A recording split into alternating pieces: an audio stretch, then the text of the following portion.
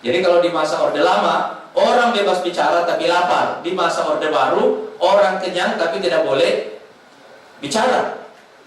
Kalau orang lapar terus banyak bicara, biasanya dia akan bertengkar. Tapi kalau orang kenyang tidak boleh bicara, kira-kira hidupnya seperti burung dalam sangkar. Ya kan, dia kenyang, tapi tidak boleh menggunakan sayapnya untuk terbang. Boleh berkicau, tapi diajar cara berkicaunya. Nah, itu Orde Baru. Kalau sekarang kita ini terbang bebas dan makan bebas juga. Memang kita belum menemukan satu standar ideal antara tingkat kesejahteraan yang biasanya diukur dengan income per kapita dalam sebuah negara demokrasi yang stabil, tapi setidak-tidaknya kita bisa mengatakan bahwa we are on the way. Kita sudah on the way ke sana. Kira-kira itu. Nah, faktor ketiga yang perdebatan ini adalah hubungan pusat dan daerah dalam proses ini. Dan saya kira baik Orde Lama dan Orde Baru melakukan pendekatan sentralistik di sini, dan menurut saya itu ada logisnya pada periode itu. Kenapa? Karena ini negara baru yang masih rapuh, masih fragile seperti ini, dia perlu kekuatan sentral. Dia perlu kekuatan sentral. Tetapi kemudian setelah kita terintegrasi dengan baik, kita mulai menyaksikan tuntutan dari daerah. Dan salah satu puncak dari tuntutan ini akhirnya kan lepasnya Timur Leste. Dan saya kira di masa reformasi ini kita mulai menemukan keseimbangan baru antara ini tadi, pusat dan daerah. Setidak-tidaknya misalnya secara ekonomi, menurut saya salah satu faktor pertumbuhan kita sekarang ini adalah konsumsi domestik yang begitu besar. Dan salah satu faktor utama yang memicu konsumsi domestik yang besar ini adalah transfer daerah yang sekarang mencapai angka 35% dari APBN kita setiap tahun. Dan ini yang menyebabkan kenapa handphone yang kita pakai di Jakarta sama canggihnya dengan handphone yang dipakai orang di Bima. Iya kan? Karena itu tadi. Dan ini yang menstimulasi pertumbuhan daerah, dan banyak daerah yang sekarang ini pertumbuhannya itu di atas rata-rata pertumbuhan nasional. Salah satunya, walaupun belum terlalu efektif dalam hal alokasi, tetapi struktur ekonomi seperti ini menyebabkan pemerataan itu relatif relatif terjadi. Ini yang saya maksud bahwa di era reformasi ini kita sampai pada keseimbangan baru. Nah, karena itu saya menganggap bahwa keseimbangan dalam hubungan agama dan negara, keseimbangan dalam hubungan demokrasi dan pembangunan, keseimbangan antara pusat dan daerah, keseimbangan baru ini menurut saya mengakhiri era gelombang kedua. Sekarang kita masuk ke era gelombang yang ketiga. Saya tidak punya nama untuk gelombang yang ketiga ini, tapi kira-kira drive utamanya sangat berbeda dengan gelombang pertama dan kedua. Drive utama pada gelombang pertama itu adalah imperialisme eksternal yang paling kuat mempengaruhinya, perang dingin secara eksternal yang mempengaruhinya, tetapi dari dalam itu adalah pencarian identitas pada gelombang pertama. Pada gelombang kedua itu adalah pencarian sistem. Tapi pada periode gelombang ketiga ini menurut saya faktor utama yang akan mendrive hampir seluruh perubahan sosial ke depan itu adalah bersifat demografi dan budaya. Salah satu alasan kenapa saya mengatakan ini adalah pada perubahan komposisi demografi kita sekarang ini. Saya juga pernah mengundang satu kali dalam diskusi terbatas. Ini kajian nama Prof. Driat ini. Dan dua pakar yang saya undang waktu itu, salah satunya Prof. Hamdi untuk nilainya, dan satu lagi ketua lembaga demografi UI waktu itu saya undang juga setelah Prof. Hamdi. Dan karena saya ingin membaca tentang apa drive utama yang akan menentukan masa depan kita ke depan. Dan drive utama dari proses semua perubahan sosial ke depan itu adalah demografi dan budaya. Saya menyebutnya gabungan antara demografi dan budaya karena ini bukan masalah persentase populasi saja, tetapi terutama juga faktor budaya. Kira-kira ada 5 ciri utama dari struktur sosial kita yang baru di Indonesia sekarang ini. Yang pertama, masyarakat Indonesia sekarang didominasi oleh orang yang berumur 45 tahun ke bawah. Yang kedua, mereka berpendidikan jauh lebih baik daripada generasi sebelumnya. Yang ketiga, mereka berpenghasilan lebih baik. Dan saya kira kita Indonesia sekarang ini merupakan salah satu negara dengan jumlah kelas menengah yang sangat besar. Yang keempat, mereka adalah well connected. Kita juga merupakan salah satu negara dengan pengguna internet yang relatif sangat besar. Dan yang terakhir menurut saya ini yang sangat penting, sebagian besar generasi dari yang dominan ini tadi itu native democracy. Generasi yang berumur 45 tahun ke bawah ini kita bisa belah dua. Sebagian di antara mereka itu yang lahir di awal Orde Baru dan di awal Orde Baru, di akhir tahun 60-an atau di awal tahun 70-an. Yang kedua, generasi yang lahir setelah tahun 90-an. Karena ini mindsetnya sangat berbeda. Ini sangat berbeda. Anak-anak Indonesia yang lahir pada akhir tahun 80-an dan awal tahun 70-an, begitu berumur 25 sampai 30 tahun, mereka menyaksikan Orde Baru ini runtuh.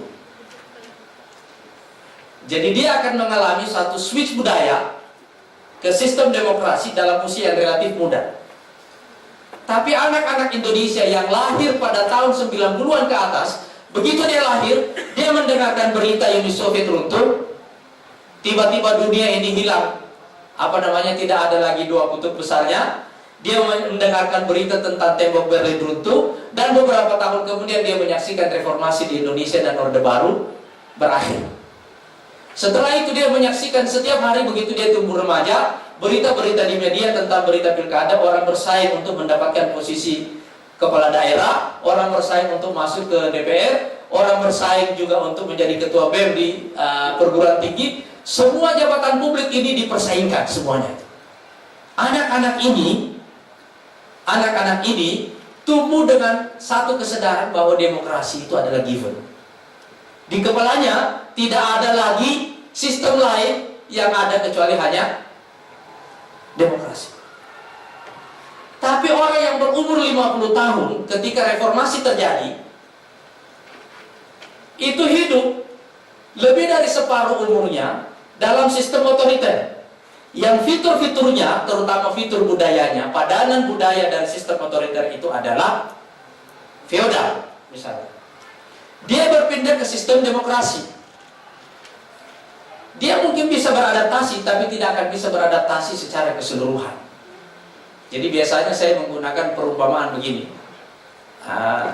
Orang yang berumur 60 tahun ke atas, saya kira sekarang, itu tahu bahwa suatu waktu di Indonesia tidak ada alat telekomunikasi yang namanya telepon. Lalu kemudian ada telepon fixed line.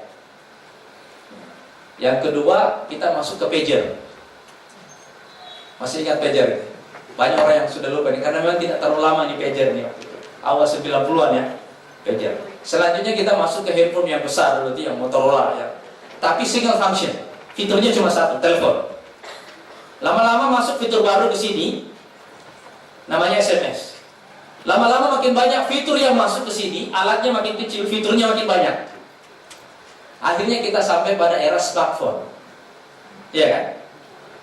Tapi coba kita lihat, di era smartphone ini dengan fitur yang begitu banyak, alat yang semakin kecil, kita lihat ada dua generasi yang menggunakan ini dengan cara berbeda.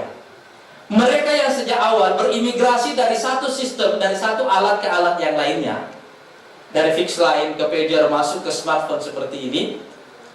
Begitu dia sampai ke sini, kira-kira umurnya sudah 60-an misalnya, dia akan membeli handphone yang canggih, fiturnya paling banyak karena ada duit. Dan selain itu juga ini handphone bukan cuma handphone, ini juga status kan. Iya kan? Supaya dia kelihatan bisnis look begitu kan. Dia beli handphone yang canggih ini, tapi coba kita lihat fitur yang dipakai dari smartphone ini itu adalah fitur-fitur basicnya, fitur-fitur dasarnya, telepon, SMS, kamera. Ya kan? Dia tidak pakai fitur-fitur yang lainnya, yang sangat rumit. Saya kira secara praktis saya juga termasuk di generasi ini. Secara praktis itu ya. Walaupun umur saya lebih muda, tapi saya termasuk di generasi ini. Tapi anak-anak kecil yang lahir sekarang, begitu lahir, smartphone itu adalah given buat dia. Dia mainannya dari awal, gamenya semuanya ada di iPad dan seterusnya dari awal. Kita kasih dia handphone Cina, dia pakai semua fiturnya, makanya handphonenya cepat rusak, minta dibeli yang baru. Iya kan?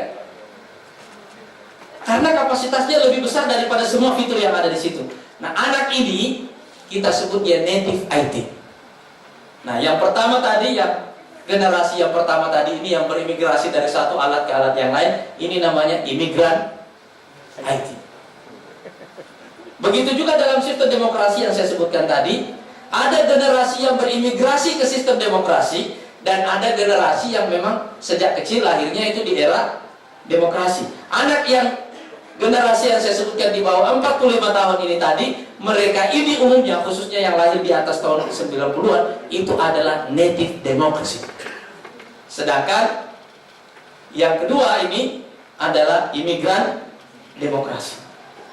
Dia memakai fitur-fitur dasar dari demokrasi, misalnya pemilihan umum.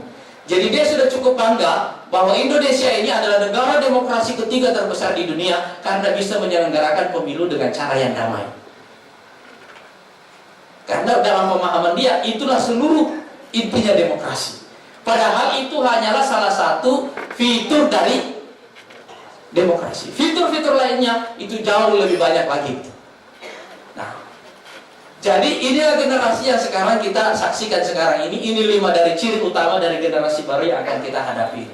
Yang ingin saya katakan di sini adalah, saya tidak ingin, kenapa saya belum ingin bicara di level interest, karena saya ingin menjelaskan dulu duduk masalahnya. Kita ini menghadapi mayoritas baru di Indonesia. The new majority, orang-orang yang berumur 45 tahun ke bawah ini, yang mimpi-mimpinya, harapan-harapannya benar-benar berbeda dengan orang-orang yang lain. Kesalahan besar yang kita lakukan dalam politik adalah jika kita menyederhanakan masalahnya dengan membuat konstruksi berpikir seperti itu tadi, one single problem, one single solution. Indonesia dengan satu adjektif, kita pasti fatal. Karena anak-anak ini nanti, generasi ini tidak berpikir dengan kata sifat seperti itu. Dia tidak berpikir dengan cara seperti itu. Cara berpikirnya jauh lebih rumit. Dan karena itu saya kira cara kita membuat kategorisasi dalam masyarakat Indonesia sekarang ini tidak boleh lagi menggunakan basis ideologi, basis agama, basis etnis dan seterusnya. Ini adalah basis demografi dan budaya. Ini adalah kategori baru dalam masyarakat Indonesia. Pertanyaan besarnya adalah siapa yang akan merepresentasikan mereka? Saya khawatir semua orang bicara tentang visi misi ini, tahu-tahunya visi misi ini adalah semua cerita tentang gelombang kedua dan bukan cerita tentang gelombang yang ketiga. Dan saya kira konstruksi berpikirnya nanti itu bisa dibaca. Misalnya begini, konstruksi berpikir one single problem, one single solution. Saya kasih contoh misalnya. Kita akan mendengarkan banyak sekali iklan yang membuat konstruksi begini. Indonesia ini negara yang kaya raya alamnya. Populasinya luar biasa besar, wilayahnya sangat luas. Tapi kenapa begitu banyak orang miskin di republik ini? Kenapa kedaulatan kita sebagai negara itu diinjak-injak oleh orang lain dan kita tidak bisa marah pada mereka? Kenapa perusahaan-perusahaan kita semua dibeli oleh asing? Ya kan? Semua ini terjadi disebabkan oleh satu dosa besar yang dipikul oleh satu orang, namanya presiden. Ya kan? Jadi big problem ini sebabnya adalah karena ada weak leader, ada pemimpin yang lemah. Dan karena itu hanya ada satu solusi, kita perlu strong leader. And I mean me. Ini yang saya maksud. Ini adalah konstruksi berpikir gelombang kedua. Cara melukiskan Indonesia dengan cara seperti itu. Orang menggunakan pendekatan deskripsi untuk sebuah persoalan yang begitu rumit dan direduksi menjadi persoalan. Karena dialah maka Indonesia ini salah, dan karena itu solusinya adalah saya. Konstruksi berpikir di gelombang ketiga menurut saya tidak begitu. Dan saya ingin menyisakan waktu untuk kita dialog. Assalamualaikum warahmatullahi wabarakatuh.